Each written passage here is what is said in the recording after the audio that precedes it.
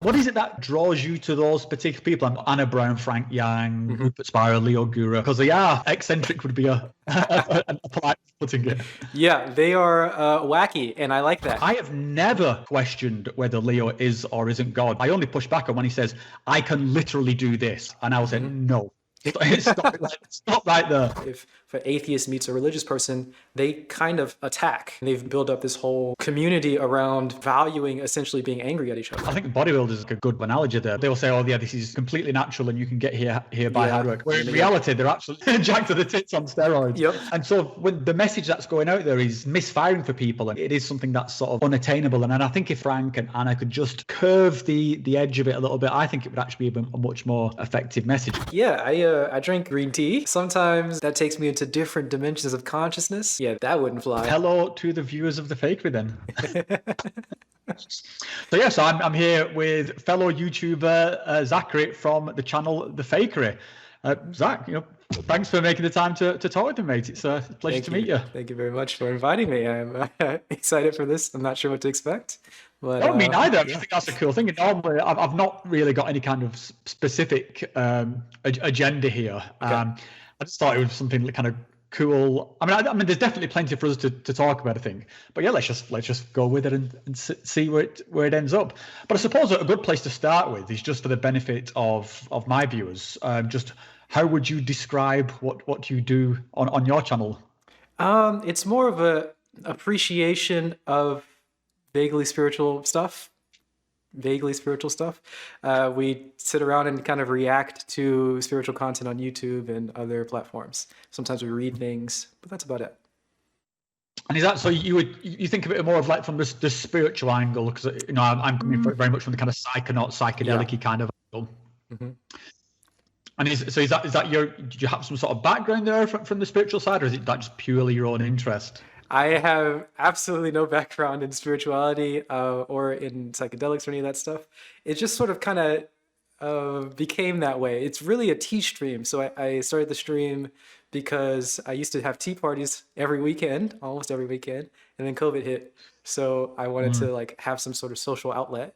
But then I started watching YouTube videos, listening to music, and eventually we started getting into some spiritual stuff, and that kind of stuck most. So here we are. It kind of reminded me, when I saw your channel for the first time, it very much reminded me of like a traditionally Asian channel, where you would see sort of like Japanese families just sort of like, I guess it's where like mukbangs originated from, where it was just people just sitting there sort of streaming, eating each other. So I thought it was really not to be too kind of patronizing, but it's really endearing and really cute. the kind of like the stuff you have. I think it's a really beautiful thing. So yeah, I mean, I'll just to give a bit of sort of a background and just to kind of set the scene, and just to be kind of completely honest, I was actually directed to your channel.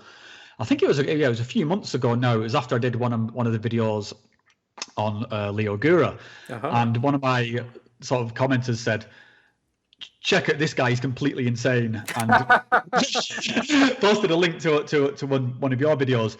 And I know, again, I don't mean any sort of disrespect, because I've changed my opinion sort of slightly. But I was watching you watching sort of Leo, and Leo does these big multi-hour long things, and you were watching, and I thought, whoa, wow, this does look very eccentric. Yeah. But then after I've watched a few of videos, and I realized that you weren't just kind of sitting there kind of mindlessly absorbing this. You do this commentary, and you sort of you do push back and challenge on some of the things. Yes. And so that was kind of the reason I wanted to get in touch with you, because I think it's one of the important things we can do in this kind of space is have these kind of conversations. And I think that's what you're doing with your channel. You're having you're thinking out loud, and Absolutely. And these different sort of people or gurus or YouTubes or whatever are putting their ideas out there. And I think to be able to sort through and just to process these ideas and work out which ones are good and which ones are bad and which ones are interesting and which ones are worth exploring, I think is the thing. And I will fully acknowledge I've got my own kind of biases and perspectives. So I just, after watching a few of your videos, I thought, I'd like to talk to Zachary and just maybe sort of chew through a few of these ideas in real time and see where we get there. Because one thing, I mean, I'll just to sort of, I suppose, get to the kind of the meat of it. You do comment a lot on these very, what's a good word for it? Intense. I think people who've got these very confident, what they see as like fully baked ideas. What is it that kind of draws you to those particular people? And the ones I'm thinking of in particular here are kind of like, Anna Brown, Frank Yang, Rupert Spira, Leo Gura. Yeah. What pulls you to these people? Because they are, I mean, again, eccentric would be a polite putting it. Yeah, they are wacky, and I like that. They're interesting, right? They're energizing. So the idea is that, like, I kind of want to encourage people to meditate and feel good, and get that sort of loving, joyous energy, and they are displaying it in the video. So it's very interesting to follow and inspiring. But obviously, we don't want to go too far and live that all the time because it's kind of crazy. But that's the idea. These are the most fun, entertaining people to watch. So we like the way they present it. I think that's where I kind of struggle with these guys a bit, because I would probably agree with like at least 80% of what these guys say. There's some of it's just very,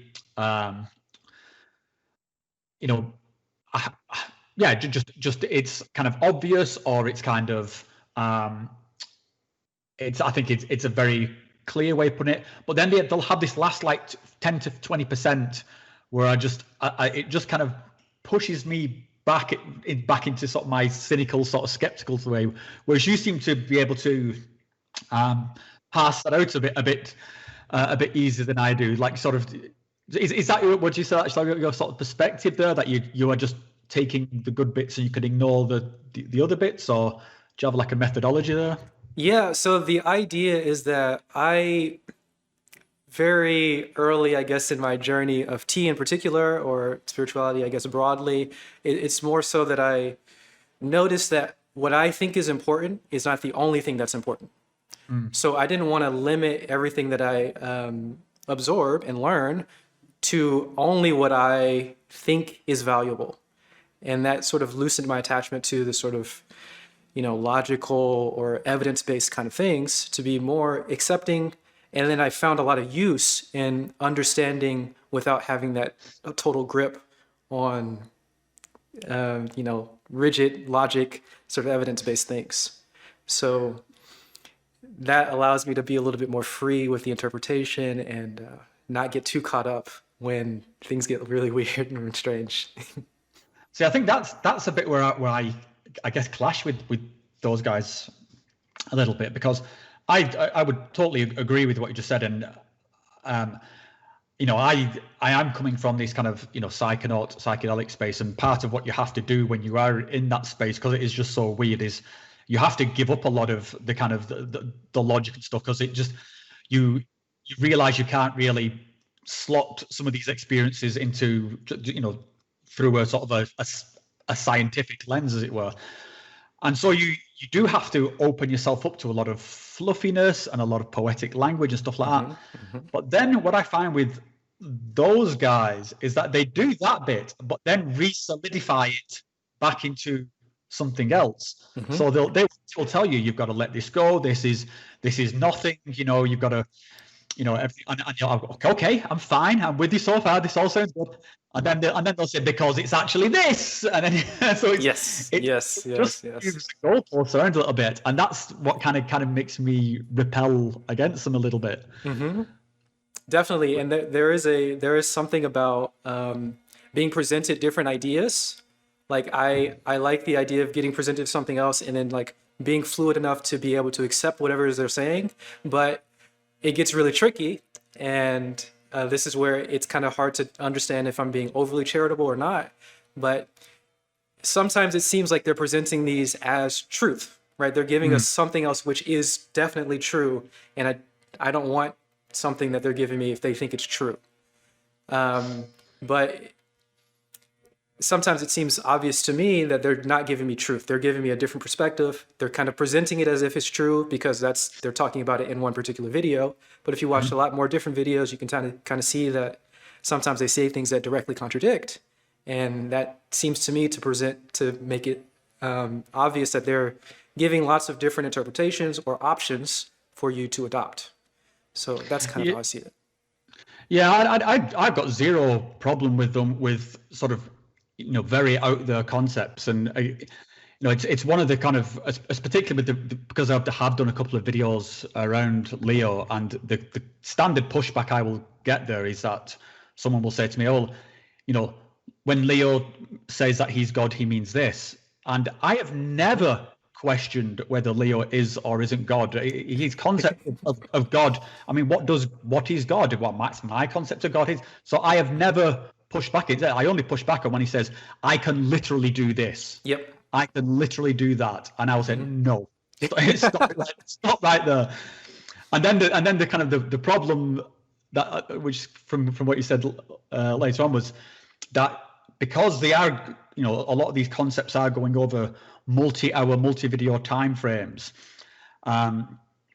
then it's, something might get said 10 videos back, which justifies a position that gets said today. And to me, that's like a little bit like, it's like me saying 10 videos ago, listen, I'm definitely not a racist, and then I just go some massive racist rant. But it's okay. No, listen, because 10 videos ago I said this, and it doesn't give you a free pass, I think, and particularly when like words like literally and stuff get thrown around a lot. So I think people need to be very responsible for the language there. And that's a big struggle, because when we have like these really long multi-hour content videos, you have people who are in the audience and they kind of know all of the nuance, they kind of know all of the caveats that are being put out there. But if you are new, or if you just see a clip, then it's completely, it's out there and there's no way to justify it. It just sounds completely outlandish and it needs to be attacked. But it's hard to have a specific language to every single time you present any idea, caveat everything 100%. And I'm not sure exactly how to get over that problem. Do you think it's just like a language problem that we're having here? Because I mean, I think the last thing we want is, is for everyone to have to stick 30 minutes of disclaimers in front of, in front of everything they say. But this is a point where I think maybe we are, being sort of too charitable here, because with some of these guys, there is times where it seems obvious to me they are meaning absolutely what they are saying, and then it becomes, I think there's a time when they need to be accountable for that, or accountable is too strong a word. I don't necessarily want to, send him onto the, put him against the wall for it, but still, I think there's something there where, people should kind of like own what they say. And then even if it's just to say, oh, actually, what, I think I kind of crossed the line there, discount that, but here's the new revised version. But do you think, is it just because of these topics that we're in, is it just the language just not workable at all? I know it's picked up a few times on language being tricky here. There are multiple issues. Definitely the language is a problem, and then the hours of content. So we can think about other people where it's not really a language issue. So we can think of like Sam Harris and Joe Rogan and these types of folks, Jordan Peterson, where they have hours and hours of content. And the people who watch all the hours of content really agree with them. They like it. But then when you get a clip, everyone thinks they're crazy. Everyone hates them. Everyone is like very against that. So that's a normal problem that everyone kind of faces, whether you're in the spiritual space or not. But then within this space, there's no agreed upon language that everyone uses. And that becomes really tricky. And some of the concepts are not easily translatable into typical logic. And not everything needs to be easily translated to typical logic. You can just use the language, the spiritual language that people have used, but if you're not used to the language, everything's going to sound a little strange. And I can sort of make a rough analogy to like music. So you can listen to music and then you can explain music with music theory really, really well. But if somebody came along and said, hey, explain this with physics, explain the music with physics, I need to know physics with logic and physics before I can actually enjoy the music. Well, you're not going to get anywhere, because most of the music theory can't be cleanly translate it to physics, and it's going to make the explanation much more jumbled. Just listen to the music, right? Just meditate, just take the psychedelics. You have to be in the space to understand. And then if you actually want to talk about it, use music theory, don't use physics. So use the spiritual language, don't translate it to logic. That's kind of how I see it. Yeah, and I think part of it as well is that the people do think they know what the language is. I mean, you know, the classic one here would be when is you know, God gets a lot of use in these circles. You know, this is God, everything is God. Yep. And I mean, just in the simplest sense, God can mean so much between the religious and this kind of this new agey sense that's coming up. And I have certainly seen that, you know, some people do take that sort of in the religious sense, so that when someone says, you know, you're becoming God, they are sort of thinking along the lines of a deity, whereas then some people, let's say, like, so, you know, like Anna Brown, for instance, I think I tend to use it in the terms of this more non-dual sort of oneness kind of way. Yeah. So the language gets really slippy, and again, I wonder if it's my cynical sort of part, but sometimes I wonder if these guys are playing on that a little bit, because deliberately doing it. Because I don't think so. I don't think it's always. Not everything needs to be God. People are saying God because it's invoking a certain sense of something. Somethingness, yeah, definitely. And that's super tricky. I had a couple run-ins with people who are mystical, and I essentially called them out. I said that if you're like the people who are finding God in this way, they're pretty much atheists. They can just use any different term. They don't need to be attached to the label God and be in the theistic side of it. So I actually talked to a mystic before, a Christian mystic, some you can find it in some YouTube comments, where I said that essentially you're gaslighting people by using this word God because people mean it in a particular way. And he came back at me, reminding me that these are actual traditions that are alive. So if you are learning from these particular traditions, you use the language of that particular tradition. And that makes a lot of sense to me. If you're learning, you know, traditional Advaita stuff, you're going to want to say God because that's how you learned it. Sure. So yes, that's tricky. But then obviously, if you're talking to a Western audience on YouTube broadly, you know that when they hear God, they mean something different. So I'm not sure how to really balance that. I'm not entirely sure. Yeah, and I again, it might be the cynic in me, but I think as well, when there's the kind of using the word, say, like God or something loosely, and sure, you kind of it's just par for the course that some people are going to get it wrong, but then there's certain extra bits that seem to be preloaded into it. Again, if you start talking about God and then talking about, you know,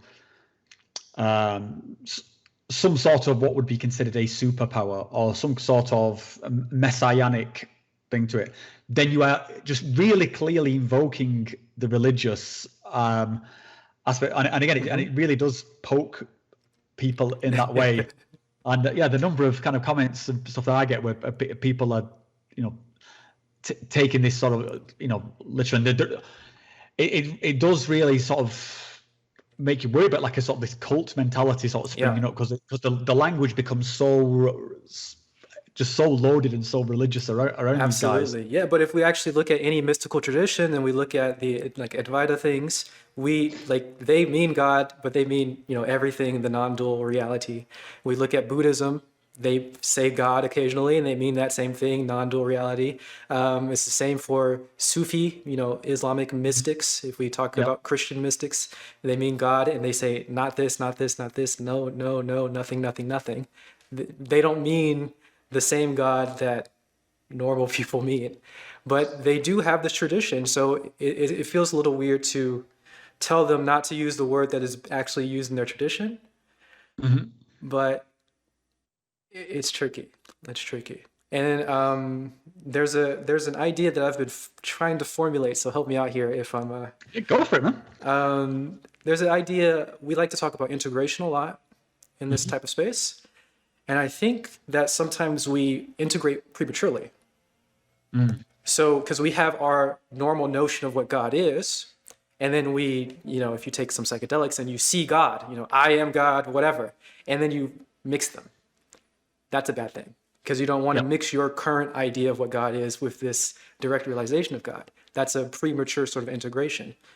And I'm not sure how to stop that from happening. It's a true, and I totally agree. And I think this is, it's how do you know when you are integrated properly? And I think particularly if you're in this kind of space where you are, you have a platform and you're putting something out there. I think, again, this is one of the reasons I just repel against people who do that, because a lot of the time I think the stuff they put out there is half baked or premature.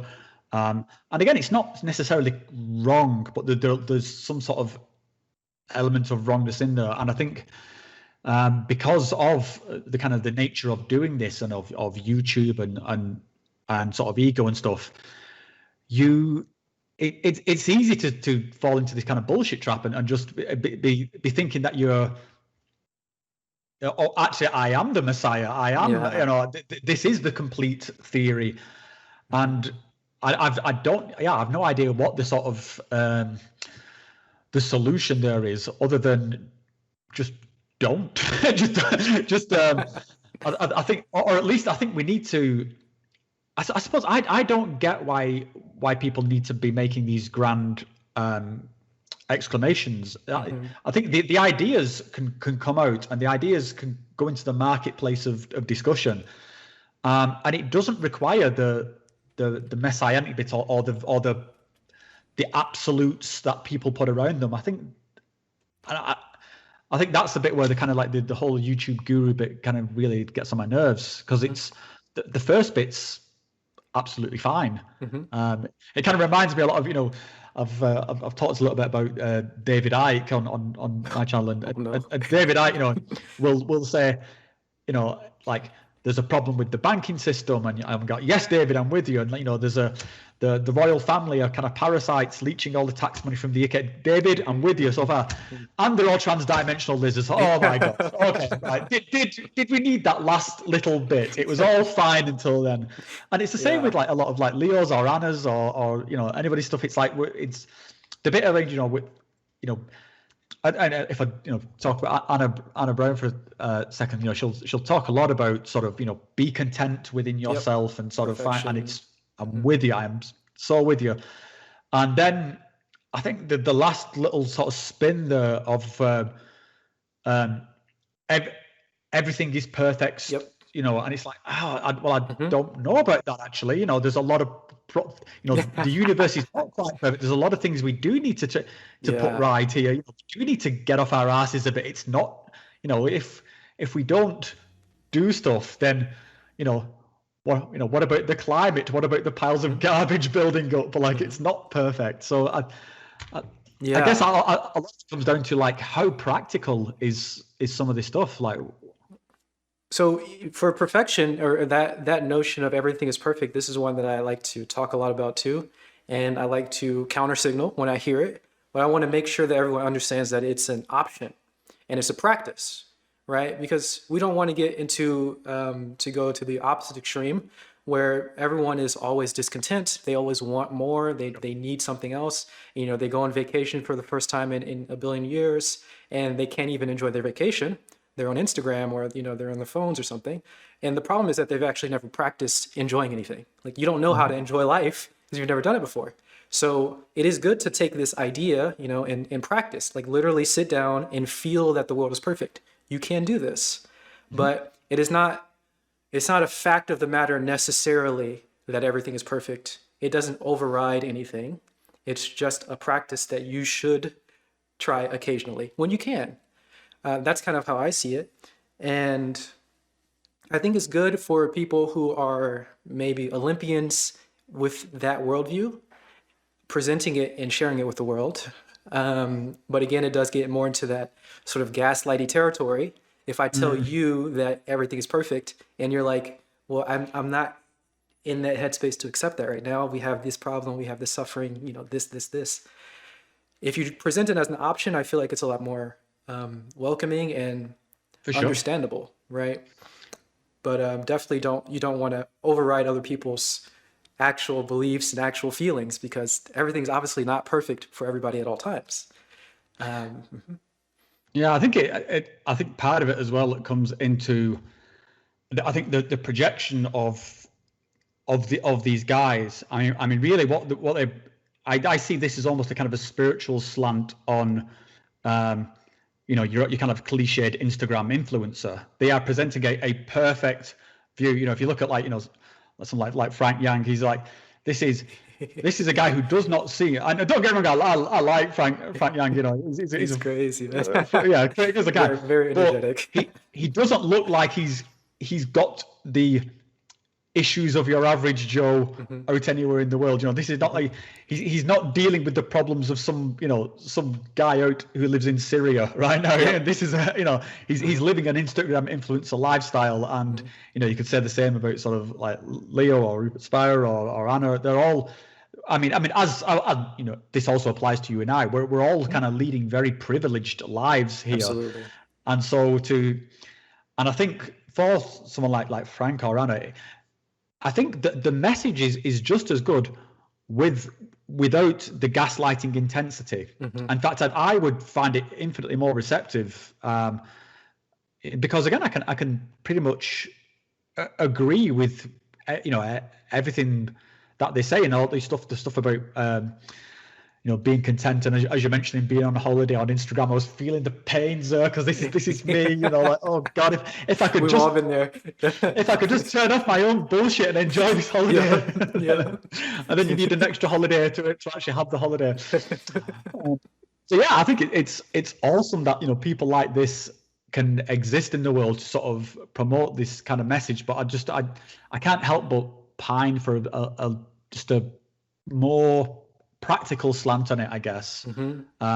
Because similar to like the kind of the Instagram influencer thing, it's almost unattainable what they're promoting. I mean, when you see like one of Frank's things of him, spending his day scooching around in a little go-kart doing donuts, then yeah, this isn't your average guy in the UK, but you want it and it makes sense. And he's talking about how everything is now this state of bliss, and yeah, these are guys possibly can't feed the families or whatever. So it's too much of this kind of this social media.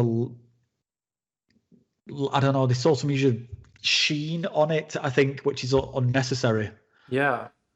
But again, I feel like this is a tough thing to sort of go through, because the way that I see it, there are three main worldviews that we want to cultivate in this space. One of them is that everything is connected. The next one is that your experience is real or important. And the other one is that everything is blissful, or you are happy, essentially. And you can practice all of these at any point in time. You can practice that everything is connected. And one way to practice this might be, I'm just going to go far out there. Like if you pray to your bed, this is what I like to talk about on my stream. If you are nice to your bed, then you're going to sleep better, right? Because everything's connected, right? Now, obviously, you can make some logical reason to make that make sense, and it makes sense logically with some tinkering around with it. But if you actually just practice doing something crazy like that, then you will start to see connections in the world where you didn't before. And you'll start to notice that, like, if you eat unhealthily, that makes you feel bad. And if you sleep poorly, you're going to feel bad the next day, right? And these are basic connections that we kind of don't notice generally. So we need to practice seeing the connection in the world.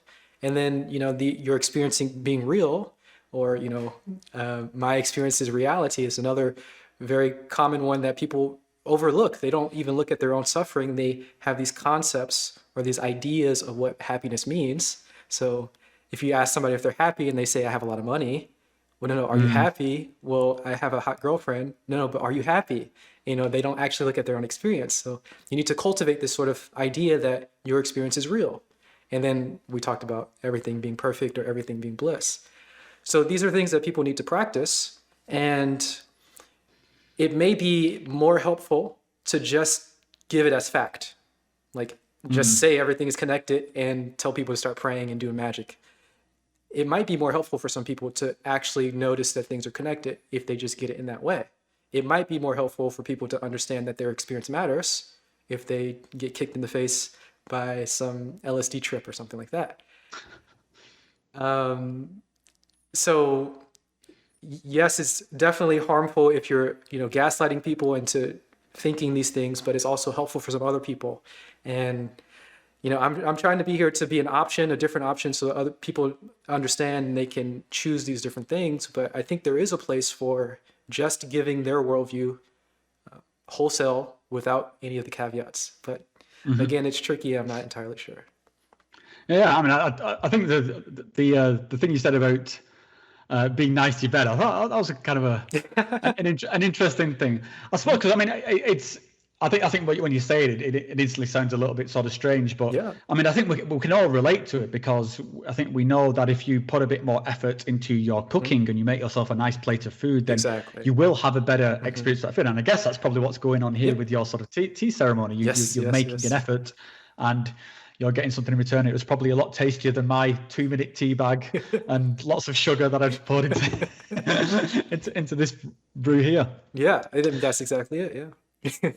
Yeah, I think that's one thing I have come to appreciate a lot more. Even though I do have this very skeptical mindset, as I've gone further into this kind of psychedelic space, and a lot of that's become involved with these traditional medicines and sort of traditional ceremonies and stuff.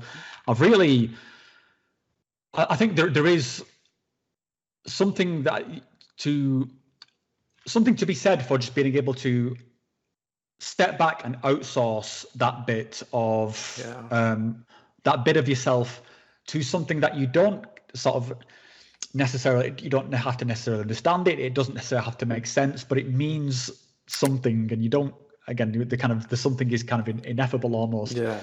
But yeah, after having a few of these experiences where I just couldn't particularly explain what was going on, then yeah, as I said, I found a sort of a real just appreciation for okay, well that's fine. I don't get it. I don't need to get it. I don't necessarily need to explain that now. And again, that's why I guess when you see I see one of these guru types then transplant in their kind of their own system on top of it's okay, you guys know nothing, but here's the thing. It's like, oh, wait a minute, Buster. I see what's going on. What's going on here? Yeah, definitely. And just to come back to Frank, as I said, like as someone to watch on YouTube, just like super entertaining. Oh yeah. I mean, just for anybody who doesn't know who we're talking about, so Frank Yang is this. I don't know, he was like a kind of like a bodybuilder type, wasn't he? Sort of that kind of guru, and then he had this kind of awakening. I think he got into psychedelics, and then he's gone down the kind of the meditation route. And basically, his entire shtick, I would say, is pretty much him walking around like wide-eyed and just amazed at how it's kind of like awesome everything is. And he says he's gone through. He does say he's enlightened. He's gone through an enlightenment, and he is now enlightened. And because he is enlightened, he can now perceive the world in this kind of new way, and that's all fine. And I don't think he makes any kind of too elaborate claims on top of that, other than what his own personal experience. But I guess one thing I kind of wanted to like chew through with you is like, because he is putting this out there as something that's aspirational. And that's something that we should all sort of get to, and he's got ideas on how you can get there. And I watched one of his videos recently where he was kind of doing a big speech against psychedelics as a way to get to enlightenment, which I would 100% agree with. By the way, I don't think you can psychedelic your way to enlightenment. I think psychedelics can be a tool which sort of gets you there, but it doesn't. You're not just going to take X amount of drugs and then you're good for the rest of your life. I think. Yeah. But I think So the thing, like, I was trying to see with what Frank was kind of talking about, and I don't know. Again, this is his own particular take on what enlightenment is. It's almost this kind of like childlike awe and wonder, and he's like, oh, So it's all, it's everything's awesome. Yeah. But I'm like, I'm just thinking, yeah, I'm not sure if this is in any way useful in my experience as a human being, because I want to be, like I want to be a husband. I've got to be a parent. I've got my sort of career. I want to interact with people in a way that's not just, this kind of childlike. Oh, so I just wonder, what do you have a take there? Do you think he is enlightened? Do you think what the state is in is useful, or? Well, it depends on what you mean by enlightened. I'm I do I'll take his word for how he perceives the world. And yeah, that seems like a good state to be in. It seems like a lot of fun. But Well, just a question. I mean, we could be having a conversation here about somebody who thinks that they're Elvis, or thinks that, and in which case they could have the same level of assuredness, but again, it would not be particularly useful. Yep. For me to try and become Elvis in the same way this guy thinks he's Elvis, or it's I think if particularly when we're having these kind of conversations around spirituality and some kind of global consciousness, and a lot of, I don't particularly like these phrases, but things of like some kind of global awakening or getting humanity to the sort of the next level. Yeah. I think that's too far, honestly. Yeah, so there's got to be some sort of practical use to it, because I think like a planet full of Franks doesn't really get us anywhere. I don't think. It could be a nice place to be, just like the kindergarten's a nice place to be, but it's not. I don't think it does much for us as a species. Yeah, definitely. So yeah, I like the idea again as it being an option for us. And when people say that it's like a necessary thing, or you must become enlightened, or you need to find the truth, capital T truth, as they like to kind of say, I think that's a bridge too far. It's helpful, it's useful to do that, to be in that state of being. And honestly, I think it's much better than the normal state for most people. So there are a lot of people who are being useful, I guess, in some practical sense, but they're miserable, and that's awful.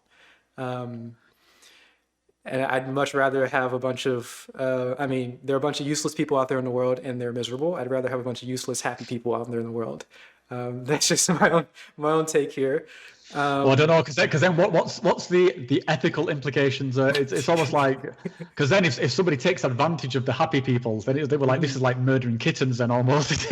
Yeah, well, yeah, I guess that would be a problem. But I think I guess it's the middle ground, but I think we should get to, I would totally agree. No, suffering is something we should reduce, and yes. The last thing I think we want is for anyone to be unhappy or unfulfilled. I just again, might be me being the cynic, I wonder just how fulfilling is that life, again, particularly if you are not an Instagram influencer. Like, again, I don't know if you can just transplant Frank into the middle of England, and where you've got no job, you're locked down, you might be addicted to heroin or whatever, and just be able to like go put a peachy face on it and go, oh well, it's all good, man. I think that there's maybe a more sensible middle ground somewhere. There's definitely a middle ground, but I do think that people are usually more in the extreme of not actually. So again, this is the idea of not being able to practice feeling happy.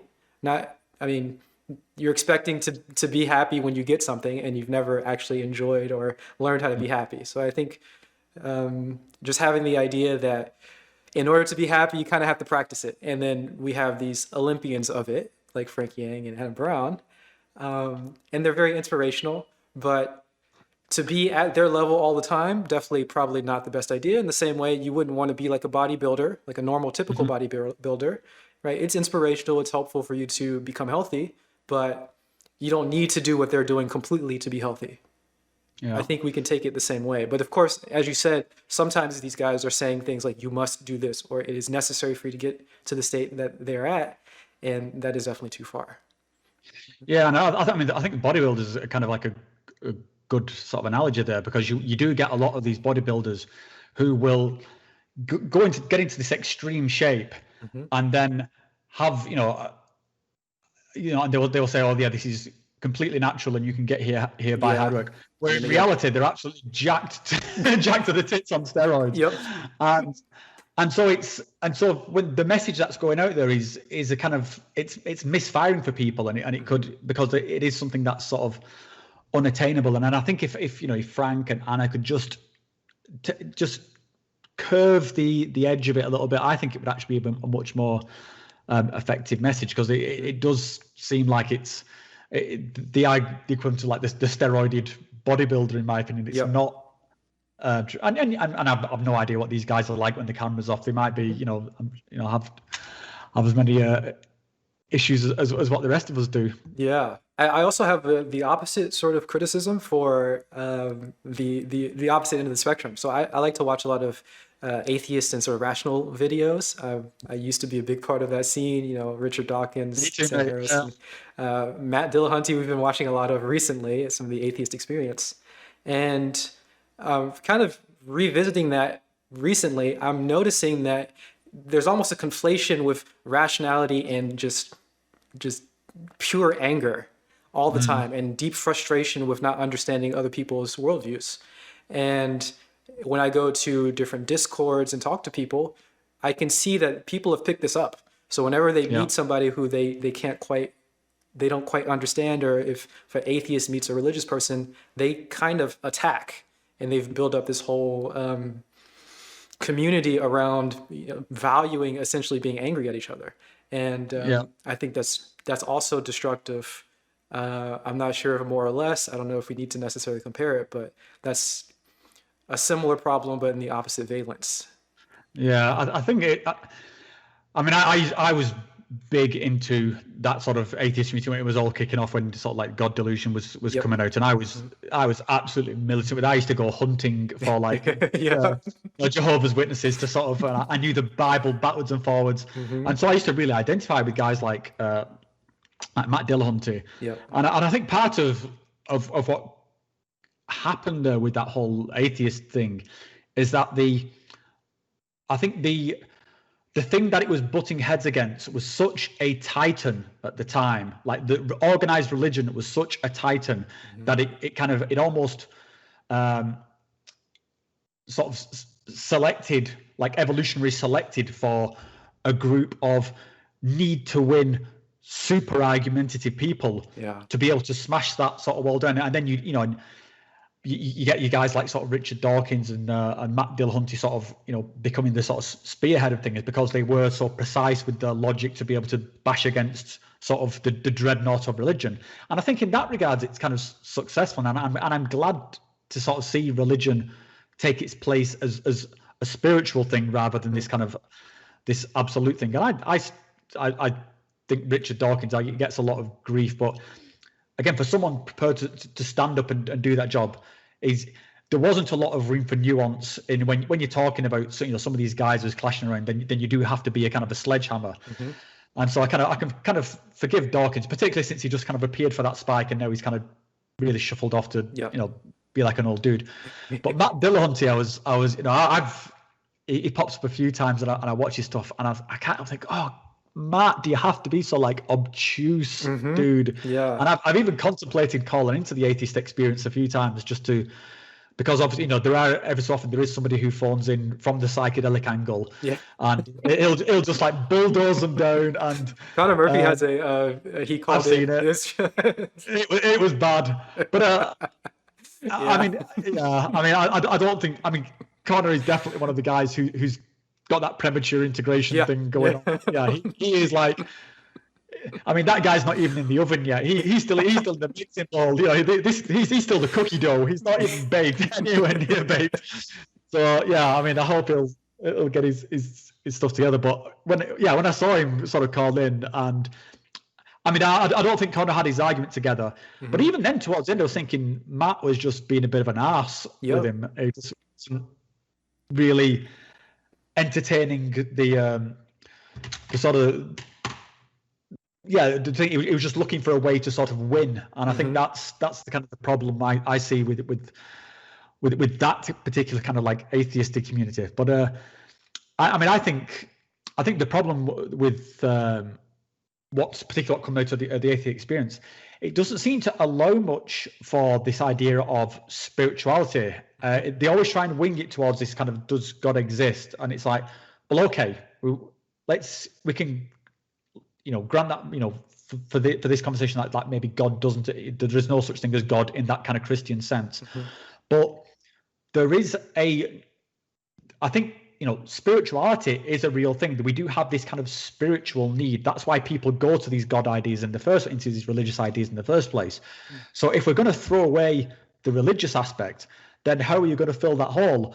And that's kind of where Matt Dillahunty is. Well, that's not my problem. Somebody else can sort that out after I've just, eviscerated your entire faith, across the internet. Yeah. And I think that's one of the things where I think psychedelics are providing a kind of a useful counter argument, because there is now all this, Matt Dillahunty's kind of Bible is now science, and there is all this scientific stuff going on around trials where people are having sort of mystical experiences, spiritual experiences. So this is now becoming part of the scientific language, that there is a state people can get into, and we can do it reliably with psychedelics, but that's not the only way, where you can have a mystical experience. And so, whereas Matt Dillahunty once upon a time would have said, well, what's a mystical experience? Yeah, I don't know what that means. It's like, well, you're going to have to learn what it means, Matt, because it's there. Yeah, exactly. Yeah.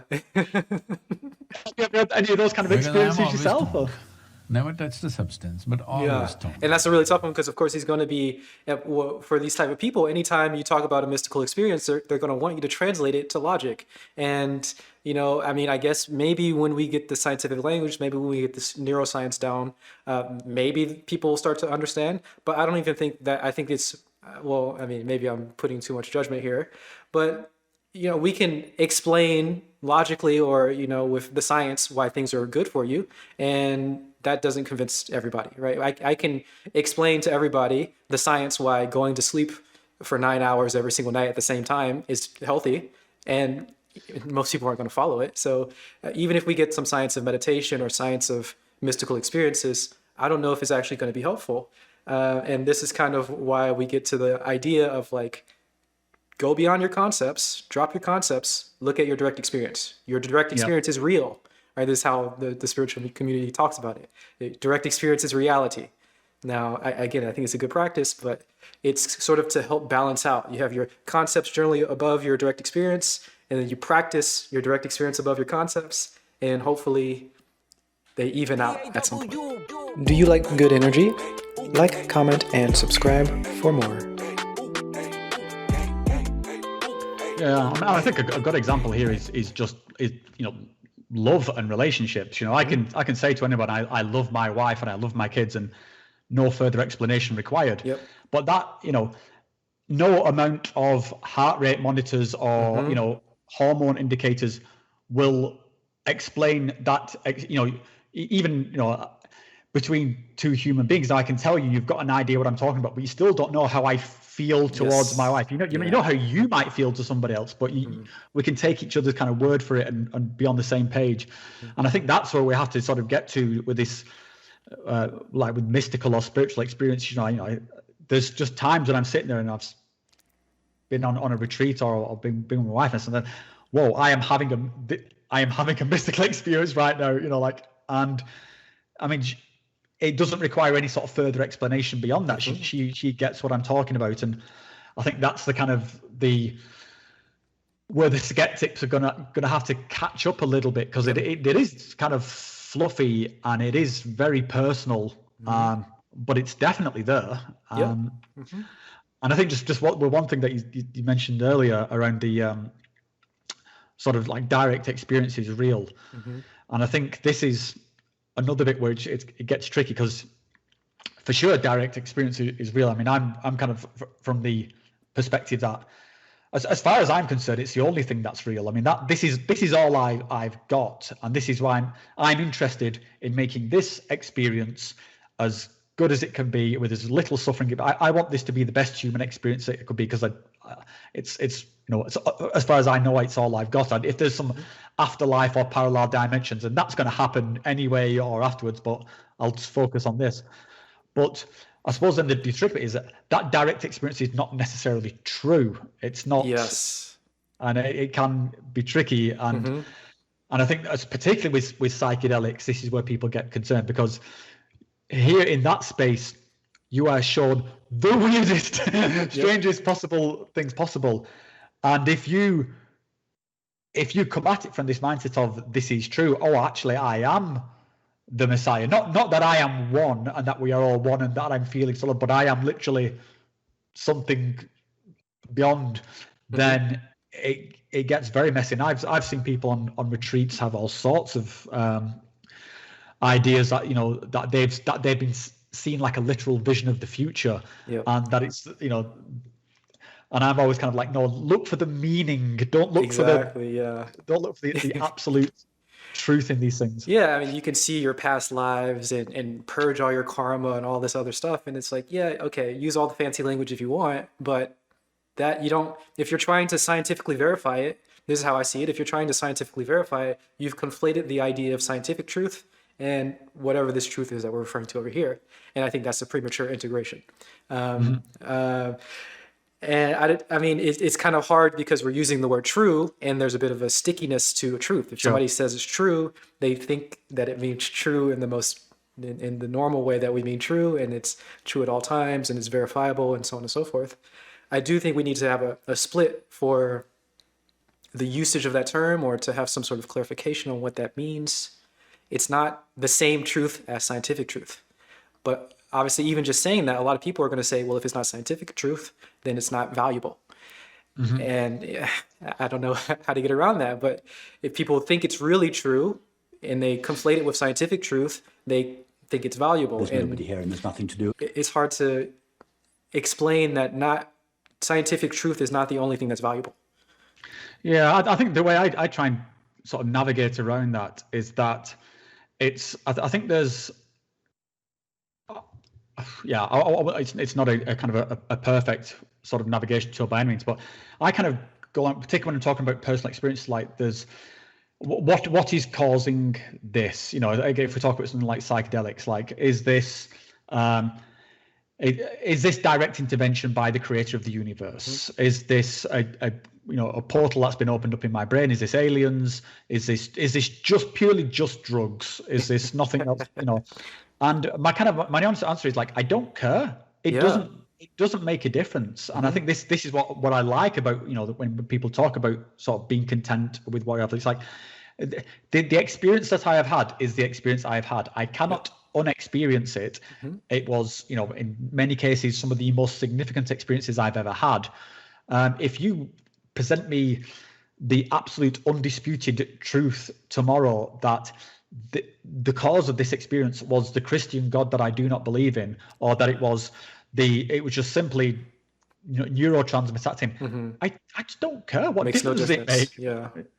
And I think that's maybe again, this is why I kind of repel away from those substituted belief systems. It's why do we need to go that extra step to claiming a level of understanding over something that we don't know? This is a very unknown space. And I think part of it is the beauty of it is that we don't know it. And it gets really weird because sometimes if you want to explain these states, you have to use some words, right? And if you get too attached to the words, then, you know, you're building up a worldview that is definitely not something that you want to keep. But if we don't get too attached to the words and we recognize that they're pointing to some underlying phenomena, and we see that the interpretation is just an interpretation, then we can feel more comfortable using those words and, you know, saying karma or saying past lives or saying God and, you know, other fancy language people like to use. And there are definitely, I think it's pretty easy to tell when people are using words more out of convenience or just because they have to communicate, and they're really just saying the underlying phenomena happened. You know, I saw a ghost. It doesn't mean that there's some ontological reality of a ghost. It means I saw something, and it could have been in my brain. It could have been a perception. It could have just been a dream. Who cares? But it's easy to tell when people are trying to verify these things, or when they're trying to convince other people of it, that they are building up some worldview and they think that it's true in the same way that scientific truth is true. And yeah. Yeah, I get quite a lot of messages of people like trying to convince me that, yeah, this is that, this again, aliens, wormholes, this, and people can get quite frustrated when I come back and say, look, I'm not being like flippant or dismissive, but I really don't care. It's just not important to me. What's important to me, and again, it almost sounds kind of a little bit self-centered, but is just this experience I'm having now. And I think that's when why I kind of do push back a bit against like sort of guys like Leo, is that when they're making sort of claims around having these kind of some sort of extra ability, like sort of psychic abilities, the ability to manifest things or to heal. It's like, well, how has this made your life any better? How? I mean, it's clearly not true, and he has actually sort of walked it back. So, what was the point? It seems so kind of like, again, like juvenile and half baked, and it but of course, just kind you've been in those states too, so you know how exciting, I guess, or compelling, or not compelling. There's something of like you just want to say God, or you just want to say whatever. Like, I like to say sometimes I meditate, and I like to say that all the world's problems are solved, or find inner peace, see world peace. These kind of phrases that I like to say. And the idea is that when you're meditating, nothing, like, you're not concerned with your problems. So if you want to translate it to logic and normal thinking, you're not really thinking of all the things that usually cause you issues. So you are free of all your issues. You've cured all diseases, right? But again, I'm not going to try to convince you that I've like that tomorrow when I'm out of meditation that people aren't suffering around the world, right? So, but again, like I've said before, it's kind of hard to determine if I'm being overly charitable, because maybe Leo is actually trying to cure all the world by meditating or by taking DMT. I don't know. But it is also helpful to understand, like, when you sit down in meditation and you feel this sort of bliss and you have all of your problems not affecting you, it feels like you've solved all the world's problems. You have.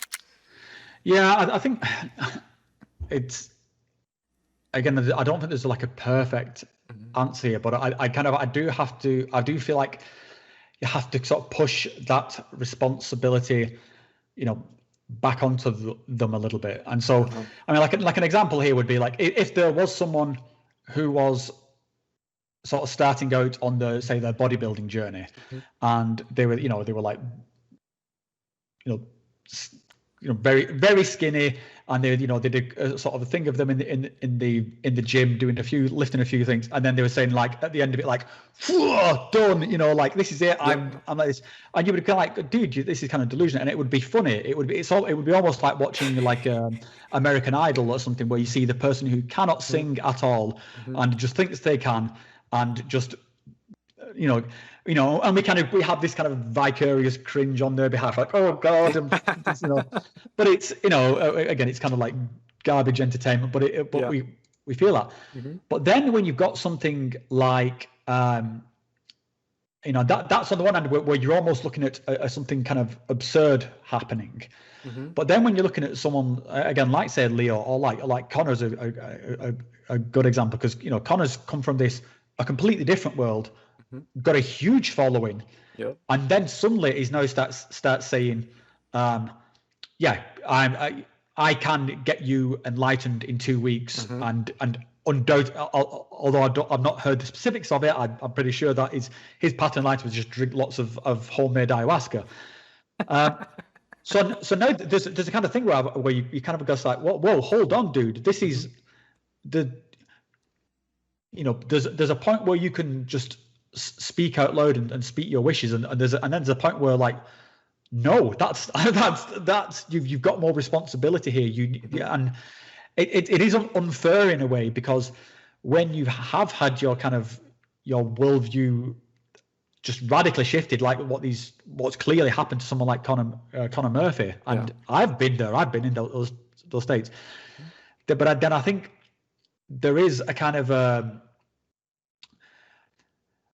Yeah, it's hard to say without sounding like an asshole, but you kind of have an obligation just to get your shit in order, get yourself in order. Mm-hmm. You know, you cannot just go blurting this kind of stuff out. It's you know, I mean, I think you've had the same kind of problem on a political level for the last like 4 years. It's like, dude, you just because you cannot just blurt this. You are now in this position, Mr. President. You cannot just do that. Just have a bit of restraint, kind of thing. And well, I wonder for this because I completely agree. Obviously, what Connor is doing when he's doing this, it doesn't align with societal norms, and that's going to lead to some clashing. That's a problem.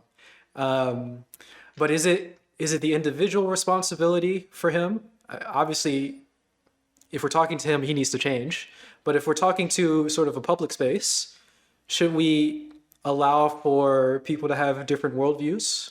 Should we be encouraging a little bit more openness for that kind of perspective on the world?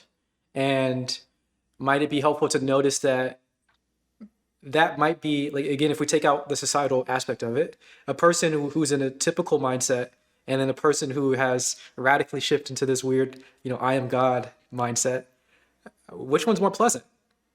Which one would we actually rather have a person directly experience? Again, obviously, we do want to have them concord with society, but wouldn't it be better if society was a little bit more open to allow that to, be there without a clash? I mean, definitely. I think society needs to change anyway, because I mean, just because of there is this kind of psychedelic renaissance happening. There is a kind of a spiritual reshuffling of the deck. The traditional churches are fading into the background. There's a new kind of spirituality kind of emerging, which is finding its feet, and in particular with psychedelics, because they are being sort of incorporated into the mainstream through things like science. Then we're going to have to find a way to be able to have these conversations around them. Because, I mean, if I went into work on, say on Monday morning after having had some sort of psychedelic experience over the weekend, and someone said to me in the coffee room, "What have you been up to over the weekend?" And I said, I had this transcendent experience where I met God. Like the room would go quiet, tumbleweed would blow through. It's just like nobody would be able to react. And I'm pretty sure I'd be in the HR department by lunchtime. Yeah. So we don't have that kind of just framework within our society to deal with it. Whereas when I've been in like Peru, and you can sit in a village after having like an ayahuasca ceremony, and they say, how did your ceremony go last night? And say, well, my mind was blown. There was all this stuff was just pouring out the ceiling, and like Mother Ayahuasca was there. And they're just like, oh yeah, it's Tuesday breakfast time. Yeah, sure. There's no, it's the kind of the mystical is so integrated into the society that you can talk about it. It doesn't require a special space to talk about it. It's just, you could be talking about what you're having for breakfast and how you transformed into a jaguar the night before. It's just all goes through just fine. Yeah. So society definitely needs to change in that regards. And I think if it was changed, then when something I think a little bit strange is happening, like to someone like Connor, then we'd have a better support network there to help him sort of through it. But at the moment, he's kind of feeling through it a little bit blind, which is a shame. Or he's. I think the other sort of risk is he's navigating his own way through it, which is, I don't think he's going 100% successfully.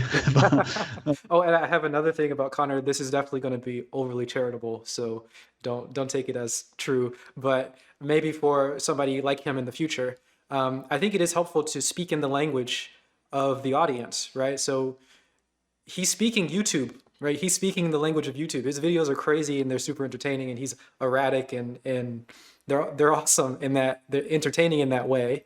And he's sort of speaking the language of the modern YouTuber, and he's getting a lot of traction, a lot of comments, a lot of people seeing the media. So there is something to that. And if you watch some of his videos, you might be convinced that he's not as crazy as he seems. And he said he talked to Leo, and Leo didn't think he was crazy anymore, right? You saw that. So there is something to like actually speaking the language of the audience, and maybe, but again, I feel like I'm being overly charitable because he's obviously crazy if you watch his videos. Yeah, but there's And, and, there's and it some depends nuance, I think. which audience he speaks, because I think he is speaking the YouTube language, and I think when you look at his videos, it's still very much marketed to the algorithm, and in this kind of way to attract the same kind of audience as what his previous taking my shirt off bodybuilder type things were. It's I mean, not to, I can't put this any other ways, but don't mean it in any disrespectful way, but his stuff is very shallow, and even the stuff he's doing now, it's still very sort of shallow, and he's not fully got a grasp on it yet. But he knows YouTube, and I think that's part of why it does come off kind of shallow, is because he's doing what he kind of does best, and he's trying to, integrate this kind of this new element. And just to sort of point you mentioned earlier, sometimes he does seem a lot more saner than others, and I would put that down to him just being incredibly high at certain points in time. And I know he did a video saying that like these substances don't affect him anymore, but he just kind of I won't want to see him put that to the test. But it's I think that's what makes his message come across as this kind of like almost like this drive-through kind of spirituality thing. It's not there yet, and he's still just trying to roll with it in a sort of. What I'd like to see with someone like Connor, because I do kind of applaud what he's doing in a way, because I think he has come from one world, and he's sort of decided to turn his back on this world and go in a new direction. And I just think his old mindset is just ingressing too much into his new direction, and he's not quite been able to shake it off. And so you end up with this kind of Frankenstein monster of, hey, I'm Conor McGregor, and combined with this sort of, this new message he's trying to get across. And again, if he just dialed it down a little bit and gave himself a little bit more breathing room, I think he could find the sort of the experience that he wants. Because I'm not convinced that what's going on with him now is going to give him the kind of happy, contented experience that we're talking about. It seems to me just as vapid, perhaps not as vapid, but it's a bit too desperate and too sort of wanting and too needy, and I think, and because he's doing it all in front of a lens, and that does mess with you a little bit. And even when I was talking with we had an exchange with Leo on his forums, and he was mentioning that when you are going through these experiences within the sort of the lens of being a personality on a forum or being a personality on YouTube, it does get into your head a bit, and you do have it. So whereas I think Connor's, it's just way too much in his head, and he needs to take a big long break from that. Yeah, definitely. Anyway, mate, I mean, we've been chatting over an hour now, and I've really enjoyed it. It's been an hour. Wow. Yeah, it's been a lot of fun. 10 minutes here. Time flies when you're discussing the transcendent. Yeah. So just I suppose before I sort of sign off, I mean, just for my sort of viewers, is there any way if they wanted to find out more about you, is there any way you'd point them towards, or would it just be your YouTube channel? Or? Yeah, I'm Fakery on YouTube. I'm Fakery on Twitch. That's where you can find me. Also have a TikTok if you dig deep for some old TikToks I used to do, and Instagram and Twitter, all that stuff. Yeah. I tried having a little go on TikTok. I think I'm past that. I'm just too much of a boomer, I think, for that. It's like my kids are on TikTok, and I tried putting a few videos, and I was like, okay, I don't get this. This is it was too much for me. It was too much for me. I mean, it's so much fun. I had a lot of success, but it's too much to keep up. Yeah. But it's a blast. It's been absolutely awesome talking to you, mate. So thank you so much for making the time and having such a very honest and yeah, good faith conversation, mate. It was exactly what I wanted to have. Yeah, and that was awesome. we can let's do it again sometime. Yeah, that'd be awesome. Yeah, hopefully we can do it again. Awesome. All right. Thanks a lot, mate. And yeah, keep on doing what you're doing. And yeah, hopefully I'll speak to you soon. All right, catch you later. Cheers, Zachary. Bye. Well, there we go, guys. I didn't ask him about his channel. I didn't ask him any questions. How was that, guys? Do you think we did well? All right, we didn't go too crazy, did we? Tried our best to not go way out there, but I wanted to pull him over. Wow. Do you think we convinced anybody? Do you think he's gonna put this on his channel? Do you think we're gonna be called crazy, or do you think that some people are going to be more open to out there things? Who knows? That was fun. That was super nice. What a cool dude. Huh? What a cool dude. I had good points, yeah. I was very, very soft. What do you mean by soft? I think I was on point. Wow, how about that? Very charitable, yes. Yeah, obviously, I'm not gonna try to counter signal everything, right? I'm not gonna go too hard. Building bridges here, guys, build bridges. Charitability on Twitch and YouTube does not make anybody popular. I mean, you got a point, you got a point. I gotta be super charitable when I talk to people, right? But then I gotta go super crazy, super ham on my own, in my own videos to just get people interested. And then go on Twitter, go crazy on Twitter. And then bring them over to the stream and then be super nice. The Destiny tactic. Well, all right. I guess the stream's over. I'm not sure. Do we have anything else for you guys? I did perfect. Everything's perfect. True. Everything is perfect. Why didn't I ask about dreams? Too scared, man. Too scared. Got nervous. The nerves got to me. What if Elijah Long wanted to interview and debate me? I would accept it, I guess. You know, if anyone wants to debate, I'll do it. I don't think I have anything else for you guys, all right? Bro, what world is this? I don't know, man. What are we doing here? How is this happening? I don't know. Yeah, random people who like the channel getting interviewed by psychedelic dude. Oh yeah, I didn't even mention that. I don't even like psychedelic. You didn't ask any of my experience with psychedelics. Yeah, I guess that'd have been real awkward, real sweaty. Be like, yeah, I drink green tea, and sometimes that takes me into different dimensions of consciousness. Yeah, that won't. That wouldn't fly. Somehow we're talking as if we're on like equal levels of like understanding of the psychedelic space. I've never even had alcohol before.